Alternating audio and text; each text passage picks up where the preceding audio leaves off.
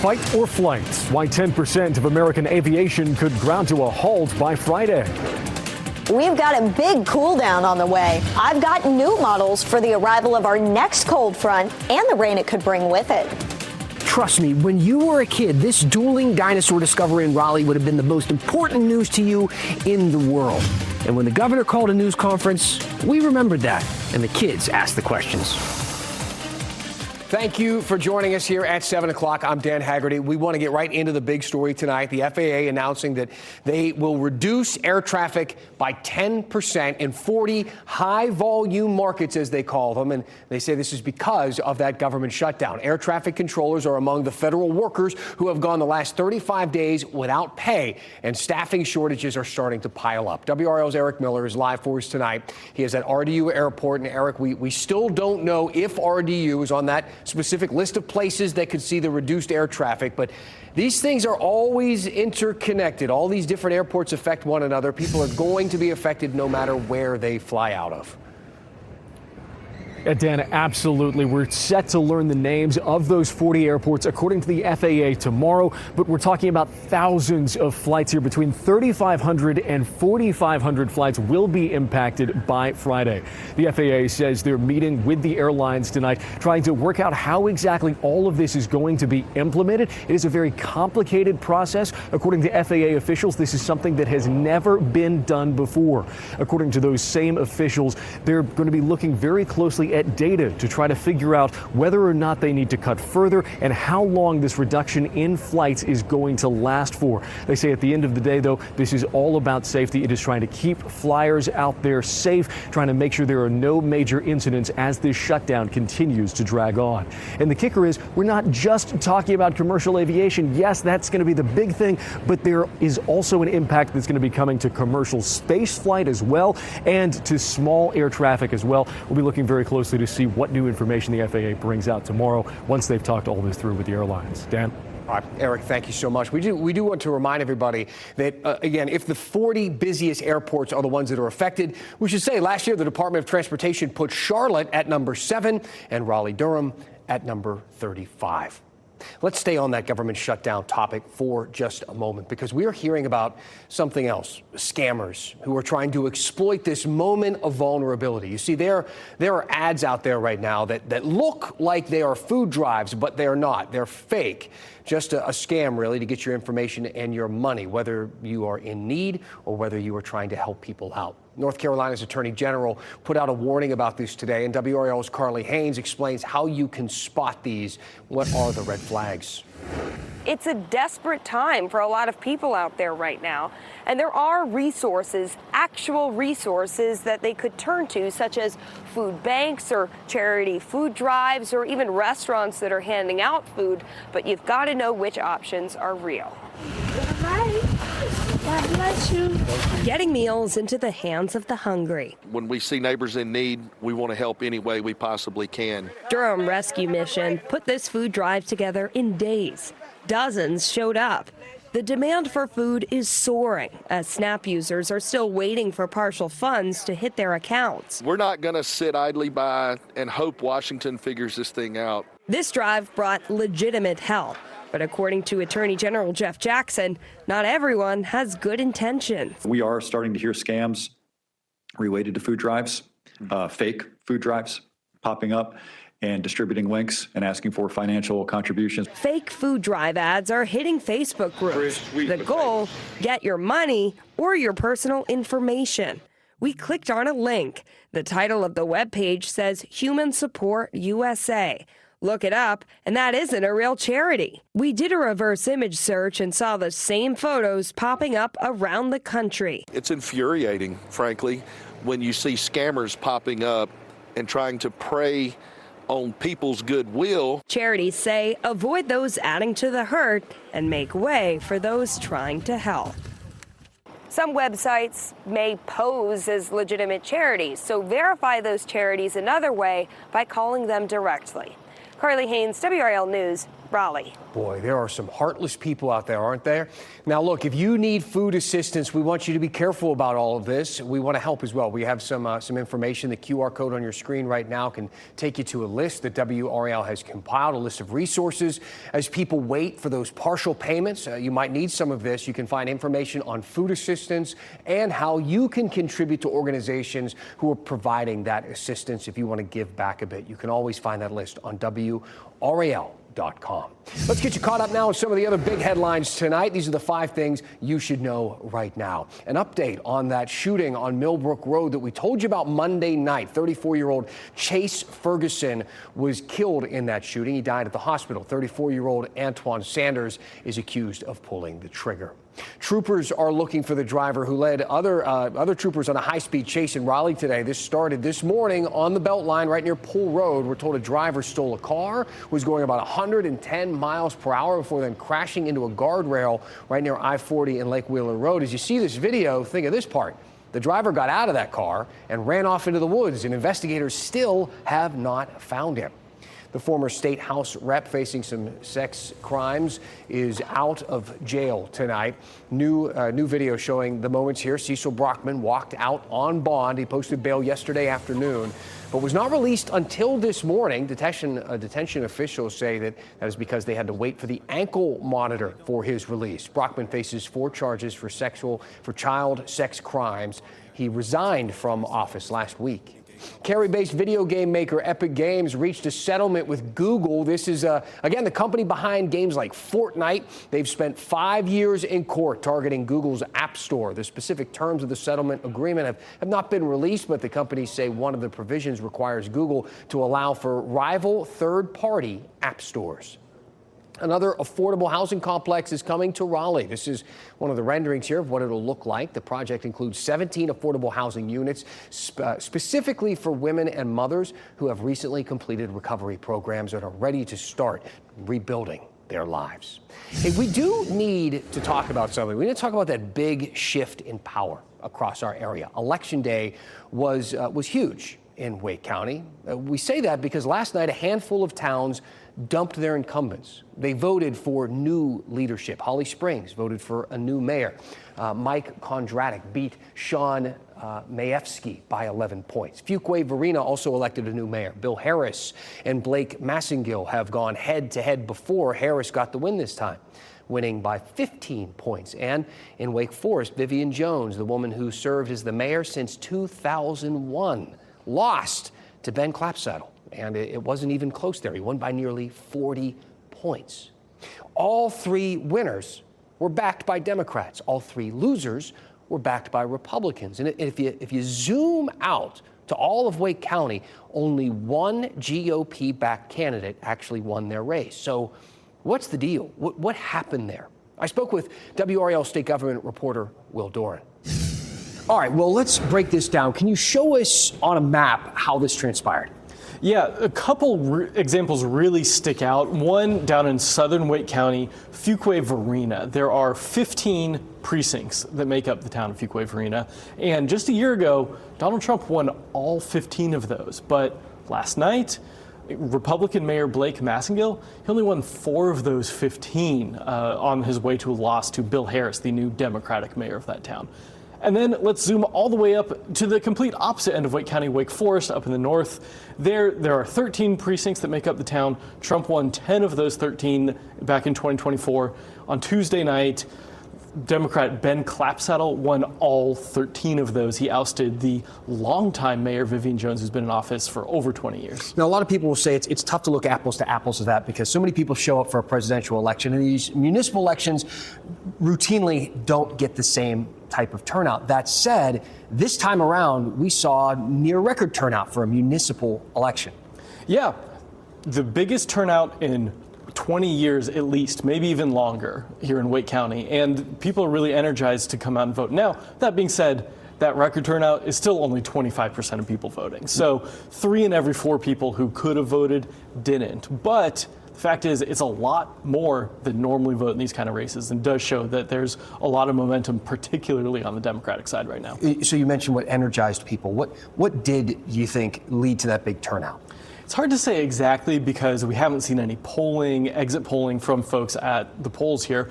But what we've heard for a decade now is that these local races are really becoming more and more focused on national politics. People are paying less attention to, okay, where do I want growth to happen? Where do I want the new parks to go in my city? And more just on, are you a Republican? Are you a Democrat? What do you think of these big national issues? We've been hearing that for years, and it seems to just be a continuing trend here. Some people would say, though, that is a bit of a problem because some of these local races, the ones we're talking about now, a lot of them are nonpartisan races. Yet people are letting these issues on the national stage dictate who they vote for as opposed to who is doing the best work, in their opinion, on property taxes and fixing the sidewalk outside of my house. What are we to make of the way things are going there? Yeah, it's a definite concern for a lot of people that I've talked to, both, former mayors or, just voters in the community. They say, okay, yeah, this is happening, but are these people really going to be focused on keeping my property taxes low? Are they going to be focused on public safety, on the sidewalk repairs, like you mentioned? Or is it going to be kind of this echo chamber politically that you get into? So I think it's still too early to say, but it is very notable that here in Wake County, especially these suburbs that for a long time have been dominated by Republicans or had a mix of Republicans and Democrats on the city councils, pretty much now just all Democrats in almost every seat. Interesting. Thank you, Will. Thanks. I'm meteorologist Kat Campbell here in the Weather Center. We have a major weather maker on the way this weekend, and I'm tracking a temperature drop from the 70s to the 20s coming up. You probably know by now that in Raleigh they discovered a brand new dinosaur at the Museum of Natural Sciences. What you probably don't know is what color that dinosaur was, what sounds it made, or if it breathed fire. Questions you're probably afraid to ask. Fortunately, we met some people who weren't. Hey, good afternoon, everybody. Good afternoon.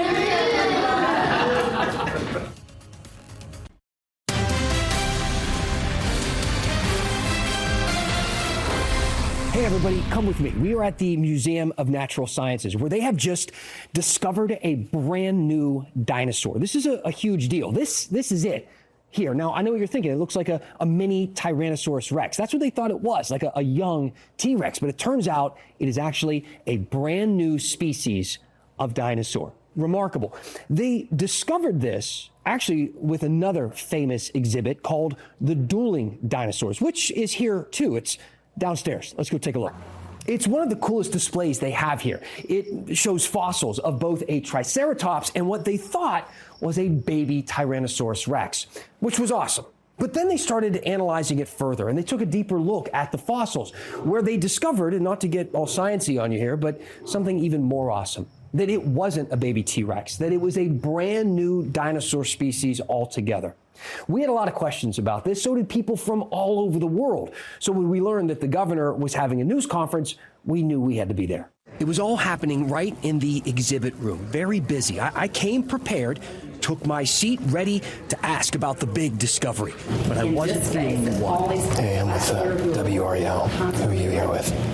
Figuring out new cool things in science. Never mind. So we're really fortunate to have with us today for our... That's when I realized I may be a bit older than the other journalists in the room. Thank you so much for being here, and Dr. Lund, thank you for knowing the answers to the questions these children are going to ask. Governor Stein invited kids to ask the questions, and apparently me. Oh, man. So here I was with a notepad full of grown-up questions, and I almost forgot. When it comes to dinosaurs, it's not about operations and funds and things like that. It's about imagination and fun. What do you think the dinosaur color was? I think they're gray. Other people think they're different colors. Dinosaurs have fire. Do dinosaurs breathe fire like dragons?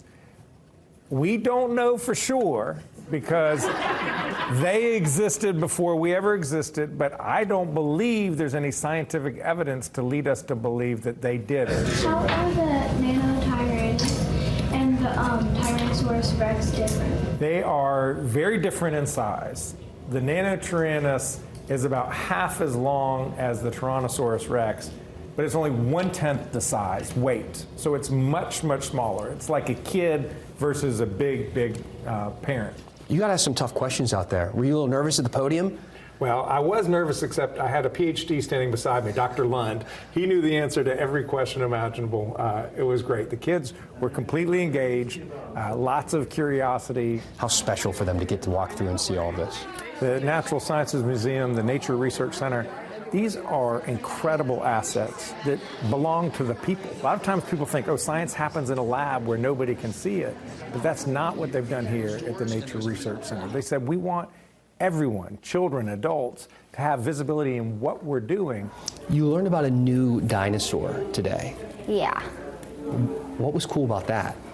I thought this is the place where this dinosaur was, the proof was found about it, and it's cool being the place where this dinosaur is invented, basically. What do you think it sounded like? I'm not sure, but I think, I'm not sure, but how big is a dinosaur? The nano dinosaur? How big? I mean T-Rex. How big do you think? 100. 100 feet? 1,000. 100,000 feet? Yeah. Should we try and make a dino noise? What do you think? You do one first. You think it went like this?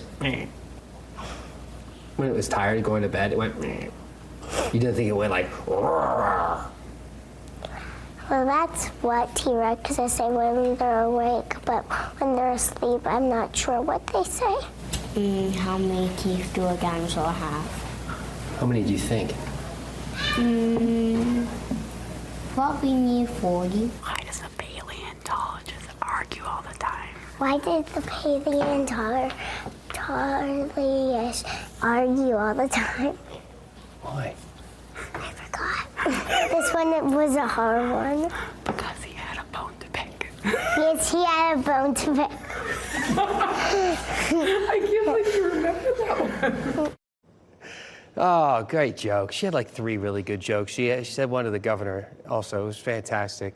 Will paleontologists, will scientists discover a new dinosaur eventually? Yes, of course they will. And maybe, just maybe, I couldn't stop thinking, one of those kids asking the questions in the museum, maybe one of the kids at home watching this story right now or catching it later online, will grow up to be one of the kids involved with it all. Kat? I think we should all do more, question and answers with kids. How fun would that be? Next time we've got snow in the forecast or something really exciting, just have the kids ask the questions. Really fun to see. Great piece there, Dan. Hopefully a little smile on this Wednesday evening. We've got another weather maker coming our way. This one is closer to us. It's not very exciting, doesn't do a whole lot. No clouds, no rain, not a big temperature drop with it. This is the big one. This could usher in our first freeze of the season. That is looking more and more likely when we look at the new model data today. But we've got some rain to get through first. It doesn't look like a lot of rain, so I wouldn't count on this to end the drought. Friday night, probably after midnight, would be our first chance for rain, and that could last into early Saturday morning. Sunday, another round of rain looking more likely, about a 40% chance of rain with that secondary front that swings through Sunday. And it is so warm this weekend that I can't rule out a rumble of thunder on Sunday. That's something that we'll watch closely. And it's going to be so cool with this system that the mountains could actually pick up a little bit of snow here. The chance of an inch of snow through next week goes 60 to 70% at Beach Mountain, so that's the highest elevations, the ski resort there. Asheville, on the other hand, only about a 50% chance of that. But the frost freeze threat continues to show up. Widespread frost threat and freeze threat. We'll probably see the hard freeze threat increase as well. We're going 29 in Raleigh Tuesday morning, 25 Sanford, 27 in Durham, 28 in Rocky Mount, and 29 in Fayetteville. No matter where you live, it's going to be chilly on Tuesday morning. Monday night, you'll need to make sure all your freeze preparations are good to go. Fitness forecast looking good tomorrow. It won't be quite as chilly out there in the morning. 49 degrees at 6 a.m. By noon, 63. A high of 67 by the afternoon hours. Beautiful weather tomorrow with the sun. Not quite as windy as it was out there today. If you love the warm weather, though, check this out. 72 Friday, 77 Saturday, 75 on Sunday. A couple of opportunities for rain this weekend, and then a 25-degree drop in high temperatures between Sunday and Monday. It's feeling like winter on Monday, 29 degrees by Tuesday morning. You know, with the beautiful weather in store this weekend and the winter-like temperatures next week, may not be a bad time to start on some Christmas decorating, Dan. Don't even start. Winter already. All right. Thank you, Kat. A few restaurants in North Carolina just got some huge honors from that group that gives out those fancy Michelin stars. 2 barbecue joints in the Triangle are among those recognized, and it's your one last thing after the break.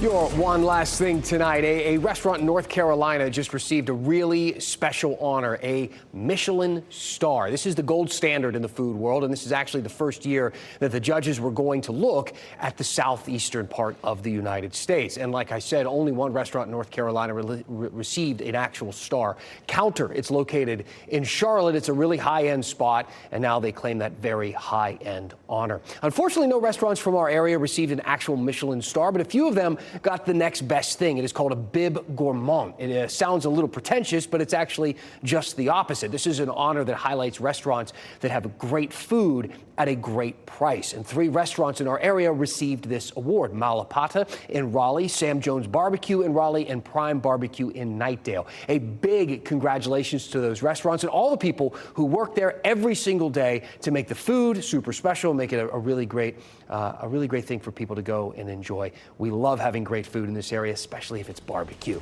Thank you for making WRAL your choice for local news. Our next newscast is at 10 o'clock on Fox 50 and 11 on WRAL. Have a great night. Keep watching WRAL News over the air Channel 34 and Spectrum Channel 1250.